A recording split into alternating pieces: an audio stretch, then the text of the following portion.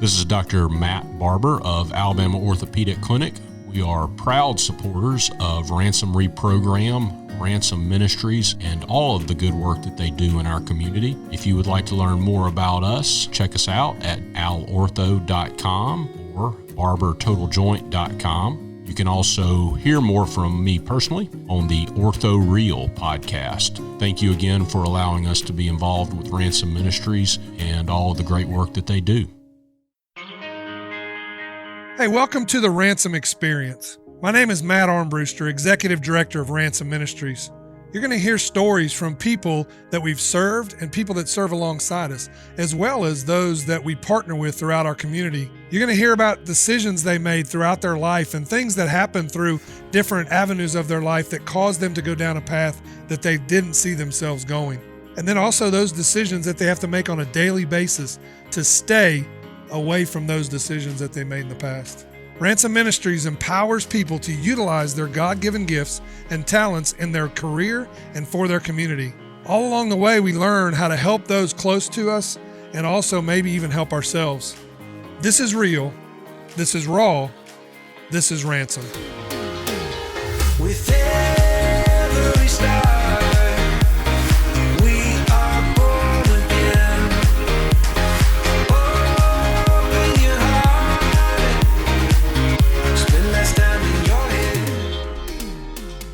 This show is brought to you by Ransom Recycling, your number one choice for electronic recycling in Mobile, Alabama. Help reduce waste in our landfills by recycling all of your unwanted, unused, and non-working electronics. Ransom Recycling is a division of Ransom Ministries that is helping to put men and women back to work. Check out ransomministries.com for a complete list of acceptable items. Drop-offs and pickups can be easily scheduled through the website. Please note that we are not accepting TVs at this time. Ransom Recycling, open 8 to 3 Monday through Friday. Help our planet while helping men and women re-enter the workforce. With every star, we are born again. Open your heart, spend less time in your head. Welcome to the Ransom Experience, where we talk to past participants in our program, we talk to volunteers, we talk to people that are associated with our organization. So today I am joined by Erin, who was a participant in our program, and I just wanted you to hear her story and also just kind of get to know her. So Erin, I appreciate you being on here today. I'm happy to be here. All right, so tell our listeners just about who Erin is, kind of where you grew up, how you were as a child, what was going on then, and then we'll kind of move through your life. Okay. I'm 27. I grew up, I was born in Birmingham, but I grew up in a little town called Fairhope, Alabama, which is a really, really hard place to grow up if you're just the least bit different. It's a kind of a place where it's built on money, it's built on reputation. And, my parents, suffered from mental illness. So I struggled with a lot growing up, and it kind of made me feel like an outcast growing up in the town of Fairhope. I didn't really fit in anywhere, Yeah. So you grew up in Fairhope, and you said you were a little different and didn't fit in. So what made you different?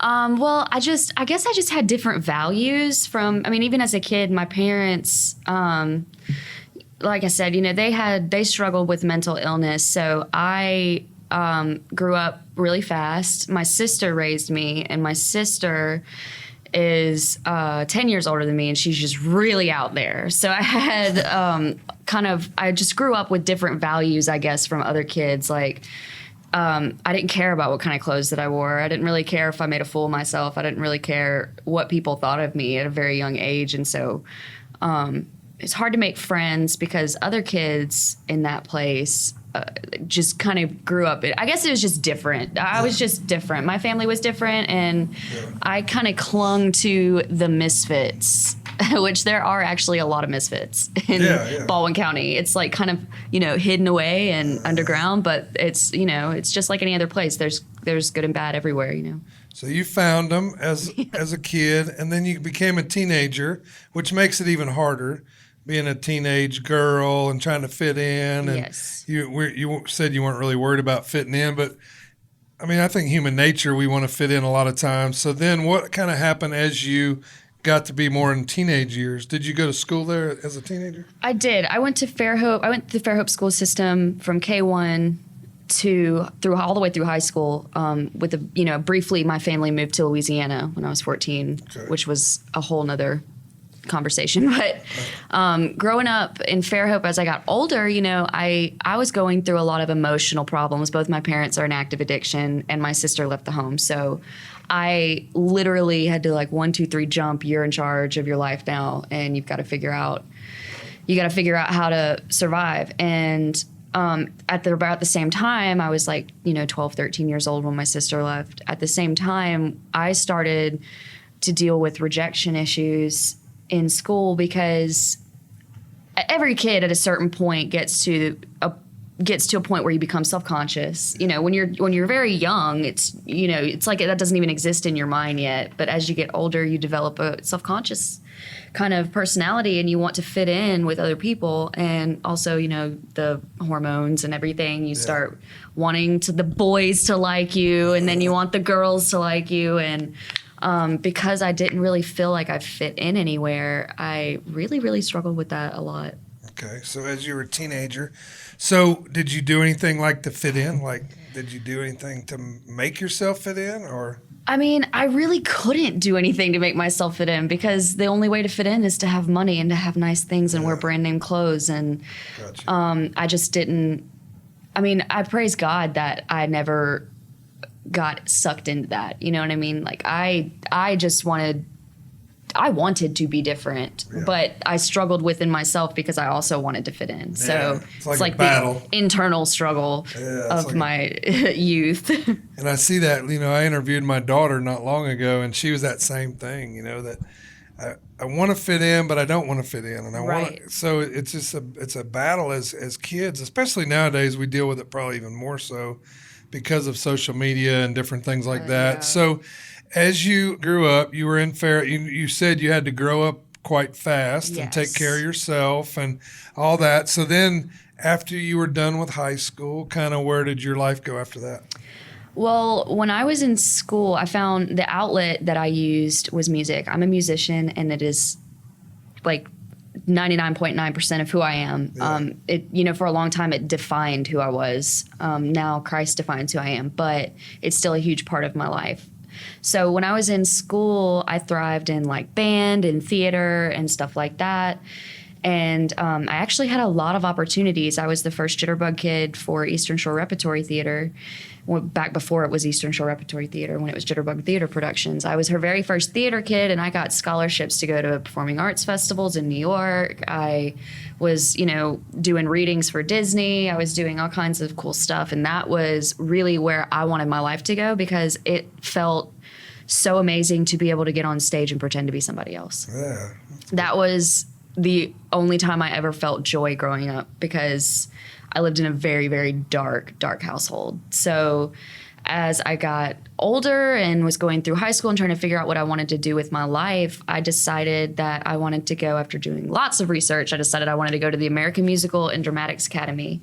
So I set everything up with my mentor, and I did my FAFSA, and I went and auditioned in Atlanta, and they offered me an annual $3,000 scholarship to come to the American Musical and Dramatics Academy in New York. Of course, that did not work out due to many factors, like my addiction and my parents and financial issues and things like that. So that was really hard for me to let go of my dream. That was pretty much when I first started to spiral out of control in my addiction, because I felt like I didn't have anything left after high school, and I let that go, and I was just kind of, quote unquote, taking a break from school, but really didn't have any plans. So I just started using really, really heavily. So you said that your addiction kind of got in the way of you going there. When would you say that your addiction started? I like to say that my addiction, I had a 12-year addiction, because I'm out of addiction now forever. I just claim that over myself every day. So it's 12 years of addiction that started when I was 15 years old. Do you think that had something to do with you not fitting in? That you did that to kind of forget it, or? I don't know. I think it started as a way to fit in because I gravitated towards kids that were smoking cigarettes and, wore nappy clothes like me and, lived in the quote unquote ghetto of Fairhope, which is like, one tiny trailer park that doesn't even look like a trailer park. But, that's where I hung out and got, my foot in the door with doing drugs and smoking and drinking. And I do remember feeling like the greatest feeling, like my first addiction was just straight up rebellion, like the feeling of nobody telling me what to do. Nobody knew where I was. I could do whatever I wanted and I had the freedom to make my own choices. That was the first time I really ever felt a rush. Yeah. Like, because my parents were so mentally ill to the point where they did not even want me to leave the house. Like, they suffered, my dad's bipolar and my mom has very severe depression and anxiety issues, and they're both medicated heavily. So they just didn't want me to leave the house. So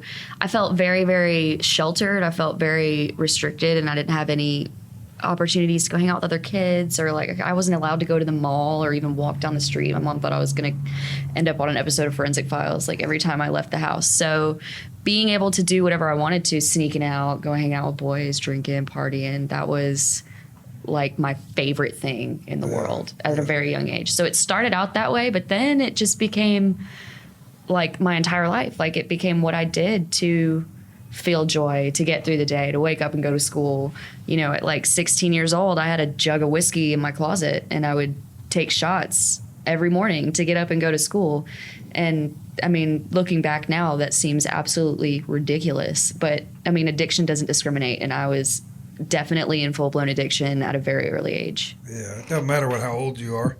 Yeah, it can touch everybody. Don't matter how much. If you have money, don't have money. Nope. I would Black, find a white, way. Yeah, anybody will find a way to do it, especially when they're full-blown into it. So you went through school, then you're in addiction. You got your dream like handed to you, but you couldn't do anything about it because of the addiction. So then you go into a big spiral. You said from probably just self-hatred more than like, or is that really fair to say? Or I had self-loathing from a very early age. I did not. I dealt with a lot of abuse growing up. So I, from a very early age, did not think that I was a good person, did not like who I was, and, felt like there was something wrong with me. And also I was being rejected a lot at school. So it was growing up thinking, what's wrong with me? Why don't I fit in? Why doesn't anybody like me? Why does my dad hit me? Why does my mom drink to get away from me? And when I lost my dream and I had nothing left, I mean, that was just, those thoughts were just all day, every day, just attacking me. And I don't know. I also got like involved in a really, really toxic relationship around that time. And that kind of catapulted me into harder drugs because of the connection there. And then once I started doing harder drugs and I started making worse choices about, what I was doing with my life, thinking, wow, I really went from way over here to way down here. 1 minute I was going to New York and I was going to be on Broadway, and the next minute I'm in a trap house snorting cocaine off a hardwood floor. So like, so your life took a big turn. It did. And then that was a lot of disappointment. Disappointment was, the main tool that the enemy used to get me down. Keep you down. Yeah. Well, we talk a lot about in class and with the people going through is that we speak to ourselves way worse than we'd ever allow anyone else to speak to us. I always tell, if someone came up to me and said the things I say to myself, I would hit them and I'd punch them in the face. But I won't do that to myself. And so I'm sure a lot of that was just amplified as your dream kind of was taken away. And then you're like, that self-talk really destroys us, and it makes us do things we shouldn't do. So I'm sure there's a lot of listeners out there that they deal with self-talk all the time, that I'm never no good. I might as well just keep, using because that's just who I am and that's who I'm always going to be, and I can never get out of it. I mean, all those things that we say to ourselves, and we got to understand that that's not fair to speak to ourselves that way. So I know, the first time I met you, you were coming out of addiction. You had been to the Home of Grace, and you came through Ransom. So tell me about that time in your life, kind of when you first went there? Well, when I came to the Home of Grace the first time, as you know, I'm a repeater. The first time I came to the Home of Grace, it was my third time going to treatment. So I've been in recovery for the better part of my adult life since I was 18 years old. I went to treatment for the first time when I was 18, and it was a year-long in-house treatment facility. So that was the first time I was really separated from my family, from everything, and it's been an uphill, journey ever since then. But we all fall short, so I had to come back through a couple of different programs. And when I got to the Home of Grace, I actually came for a man that I was with. I mean, I knew deep down that I needed treatment, and so part of it was definitely for me, but I would not have come if I didn't think I was going to lose this relationship. Yeah. So my entire recovery at that time was kind of set up on this guy, and he was a guy, so he walked away. And so as I graduated, after I went through the program and went through Ransom the first time, which going through Ransom was something I was nervous to do, because I thought, pride had me thinking that I was already intelligent enough to get a job. I already had the tools that I needed to get a job. But what Ransom did for me was teach me that I don't have to work a menial job for the rest of my life, flipping burgers or serving barbecue pork sandwiches for change and pay my bills and die. Like, that's not what it's about. When you have a foundation in Christ and who you are in Christ, and you have the confidence and the self-esteem to go out and pursue your dreams, then, you can actually get fulfillment in work. And that was a whole, entirely new concept to me. So Ransom gave me a tremendous amount of hope for my future that I didn't really have. I thought there was either you do something that you hate for the rest of your life, pay your bills and die, or, some people hit the lottery and they get to do their dream job and they love their life, but that's like 1 in a million. Yeah. I didn't really think there was any in between. Gotcha. But I know now that with the help of Christ, that I can do anything that I want to do and still be able to help other people and get paid for it, which is incredible. That's awesome. I left the Home of Grace because I fell back into my addiction. I was dealing with a lot of disappointment because that relationship didn't work out. I'm a romantic, and that was, I put 150% into that. And so I felt like rejected. I felt abandoned. I felt disappointed in that I did everything that I was supposed to do. I was a star student at the Home of Grace. I did everything I was supposed to do. I volunteered when I didn't have to. I stayed at the grad dorms even though I didn't want to. I did all the things that I thought the Lord wanted me to do, but I didn't realize I was operating in works, and I just didn't get the results that I thought that I had earned. Yeah. And so the disappointment of that caused me to just completely rebel. And before you know it, I was drinking in front of everybody at the grad dorms, and nobody knew it. And that shame and guilt, kind of walking into a sober halfway house with a bunch of girls, proud of themselves for staying sober another day. And here I'm walking in with this fake facade and I'm actually drunk. Like, that was really, really tough. That took me down through there emotionally. Yeah. So you fell back into addiction, yes. Drinking, doing all that, whatever. And then what was the point where you realized, I got to go get help again? Well, when I left the Home of Grace, I moved in with a couple of friends from church, and I really respected them and cared about them a lot. They were very close to me, and tore that relationship up because obviously I was under a microscope at that point. It wasn't me hiding in a thick of 15 girls not drawing attention to myself. I was the only person there in that house, and they saw really quickly that I was using.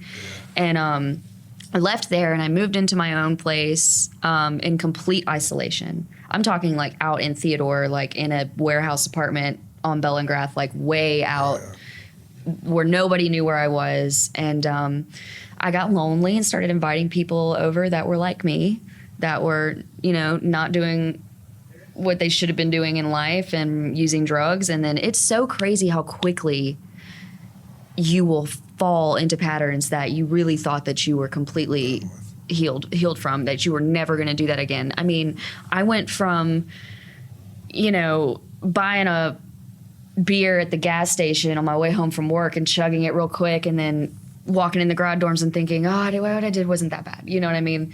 I went from that to, in a couple months' time,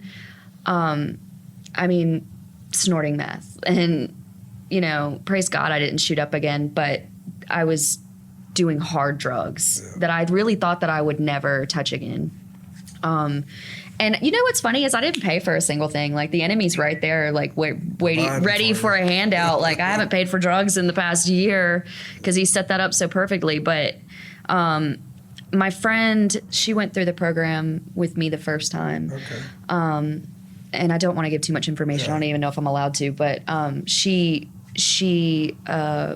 overdosed on fentanyl, and I was in a place when I heard that it just wrecked me, because we were close, and she was just like I was. Like, we were on fire for the Lord. Like, we were ready to do this thing, and we were confident, and we had our minds made up that we were going to be sober. And then look where I am, and look where she is now. And this was only in a few months' time. She took her last breath in a seedy motel room after shooting up what she thought was heroin, and it was fentanyl. So it was, that shook me. Like, I almost got clean by myself just out of pure fear, and just, it was just traumatic hearing that she had passed, and they couldn't even, it was just rough.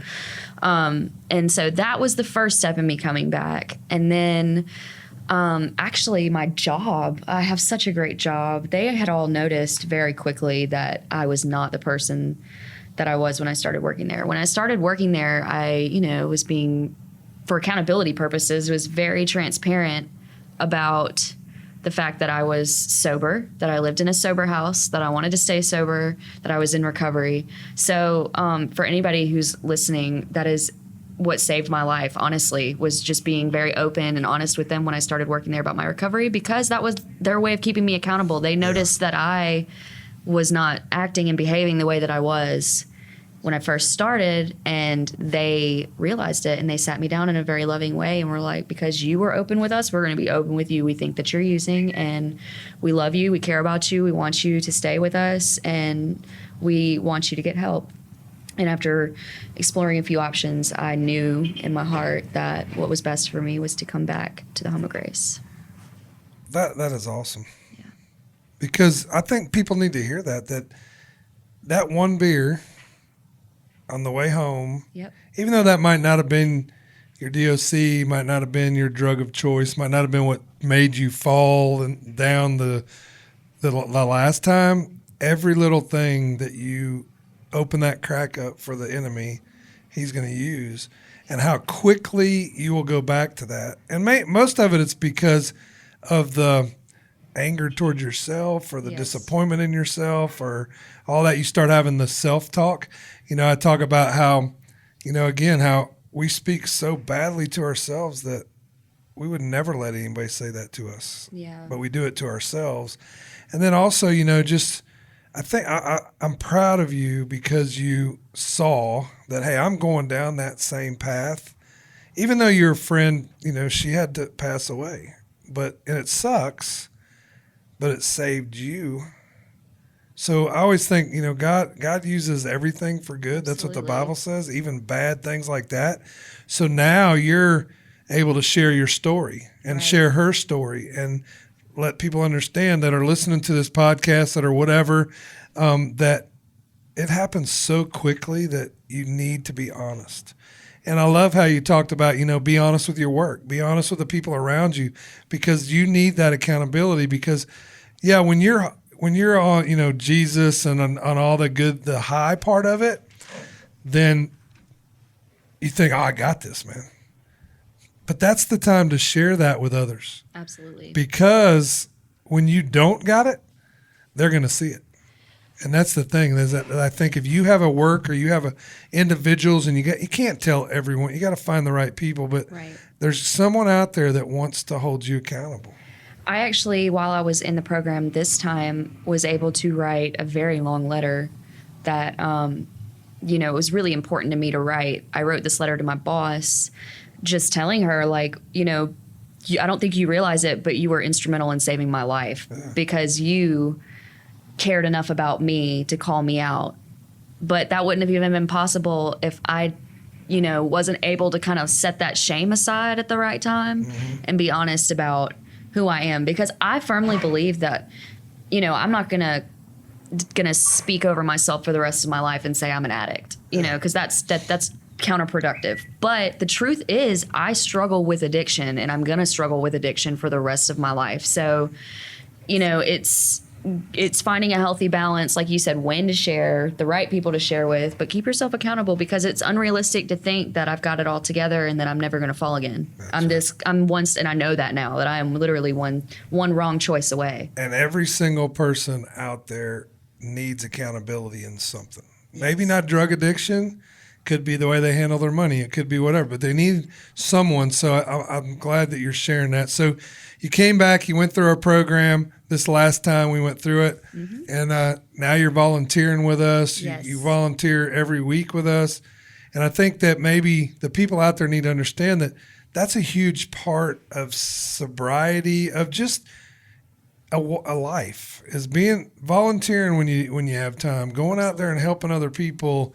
And again, the whole accountability thing, I think this episode is going to speak to so many different people. I mean, I believe that, people that are family members that, I don't want to say nothing because it might hurt their feelings, but you could save their life. Absolutely. By being honest, by calling them out, like you said. So we'll kind of end it on this. So someone out there may be struggling kind of where you were, isolating themselves, doing that. What is your word to them that they need to do right now? Oh man, I'm trying to think of the right way to say it. Reach out to somebody. Like, I wish that I had, in the beginning, when I had started to fall and stumble and pick up again, that I had put somebody in my life before that I could be comfortable being honest with. Like, for example, I was, because I lived at the Home of Grace, I was too scared to be honest with anyone at the Home of Grace about the fact that I was struggling, even before I took a drink, because then everybody's like, oh, she's in dry relapse, and I didn't want to be affected that way on a day-to-day basis. I wish that I had somebody on the outside, maybe a sponsor in AA, or just somebody that I trusted that wasn't affiliated with the Home of Grace, that I could have been honest with, because they could have stopped me from making those choices. But if you've already made those choices and you're in a low place, I would just say that the best thing for you to do is pick yourself up and call somebody, take the first step, and stop isolating and serve. That will blow your mind how quickly it will put you in the right perspective, how quickly, it just changes your perspective. Like, when I'm serving somebody and I start to feel good about myself again, then I have the desire to change. So you're saying it from that side. I'm going to say it from the side of someone has someone in addiction, someone that is, I deal with people every day that are going through addiction, coming out of addiction. And the biggest thing is that the people in their lives have made them not feel comfortable. Yes. Sharing and being honest, because they're fearful that that person is going to not trust them anymore. That person is not going to respect them anymore. And so the person in addictions won't say nothing. Right. And we have to be open. We have to understand, just like you said earlier, we all fall. We all make mistakes. Destigmatize addiction because, like I said, coming from a place like Fairhope, I was pinned as a drug addict, a junkie, a bad person, don't go near her, and was affiliated with all these things that I probably didn't even do, you know what I mean? And so the fear of being stigmatized by your choices can keep people from being open and honest. And I think like the world needs to destigmatize addiction, like not just the Bible Belt or the South, like the entire world needs to look at it differently, because that's the only way that people are going to be able to be open about it, and not just look at it from a medical perspective, but a spiritual perspective too. We all have a spirit disorder. Like I was diagnosed with borderline personality disorder by 3 different doctors on 3 different occasions, but I know deep down that I actually have a spirit, like a soul problem. Like it is not in just a clinical way, it's a spiritual way, you know what I mean? And so I wish we could just look at everybody like that, just see the broken hearts instead of seeing, you know, addiction or, you know, anxiety or depression. Kind of like how Jesus sees us. Absolutely. He sees us as fearfully and wonderfully made. He sees us as a good works. He sees us as good people.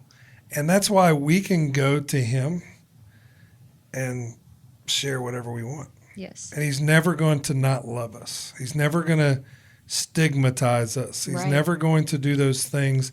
He just gives us the power and the strength to change. And that's what we as followers of Christ need to do too. And I just want to say something because I feel led to say it, because I think it's really important.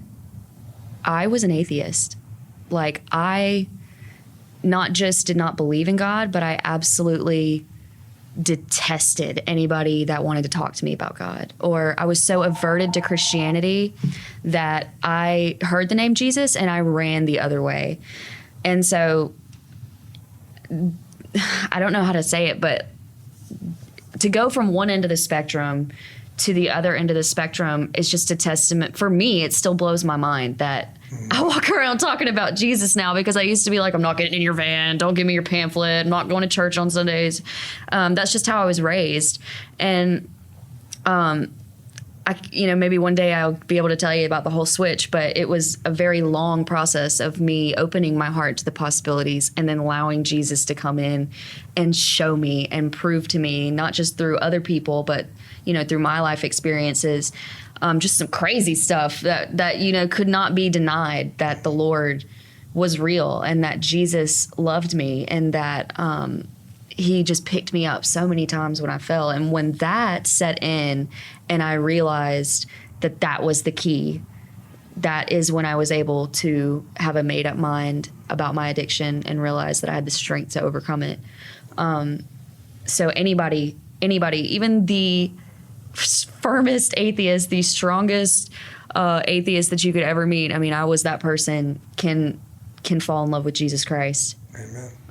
And I think there should be a place for ministry where, you know, we can try to reach the people that are turned off by Christianity, you know, just a subtle way of kind of living it, walking it out, and showing people that God is real without having to speak about it so much. Exactly. Because I would run the other way. I was the same way. And I thought the people were idiots that were on the corners telling me I was going to hell.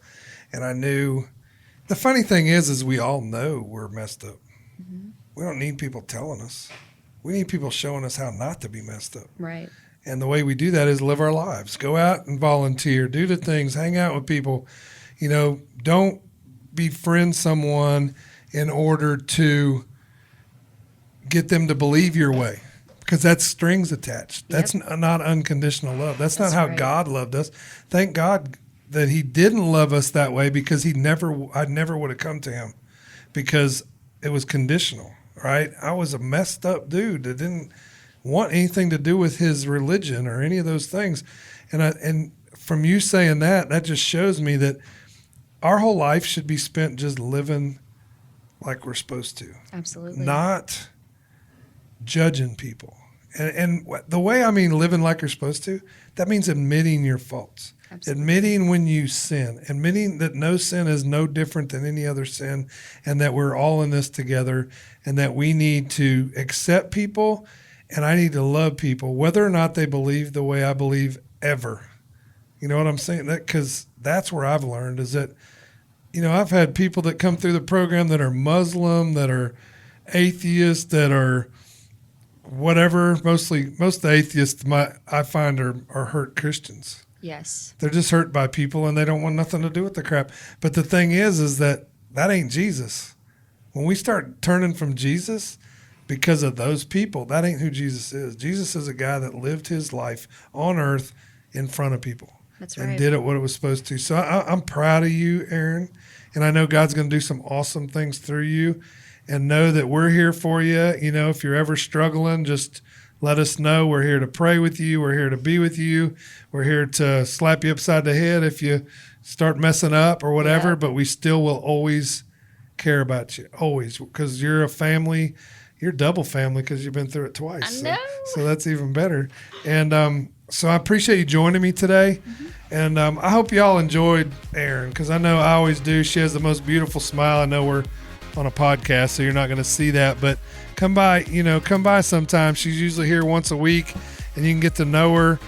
She just is a really cool spirit, and I love that. And so we hope that you enjoyed it.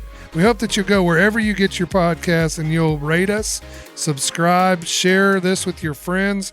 Look for us on social media. You can also go to our website, ransomministries.com, to check out what we do. Also go to ransomrecycling.com to find out kind of about our recycling program. And again, we hope that you enjoyed it, and we'll see you next week. Too many days in the darkness without a glimpse of the light. Running tired and broken and scared, but I swear I'll never give up the fight. With